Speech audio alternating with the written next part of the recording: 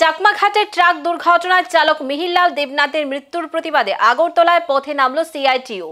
বাম শ্রমিক সংগঠনের উদ্যোগে শহর জুড়ে বিশাল বিক্ষোভ মিছিল ও প্রতিবাদ কর্মসূচি অনুষ্ঠিত হয়। উপস্থিত ছিলেন সংগঠনের রাজ্য নেতা ও প্রাক্তন মন্ত্রী মানিক দে। তিনি প্রশাসনের ভূমিকা নিয়ে প্রশ্ন তুলে বলেন, আহত চালককে দ্রুত উদ্ধার না করায় প্রমাণ করে এই রাজ্যে দায়িত্বশীল সরকার নেই। দোষীদের বিরুদ্ধে ম্যাজিস্ট্রেট পর্যায়ে তদন্ত ও মৃত চালকের পরিবারের ক্ষতিপূরণের দাবি জানানো হয়েছে বিক্ষোভ মঞ্চ থেকে।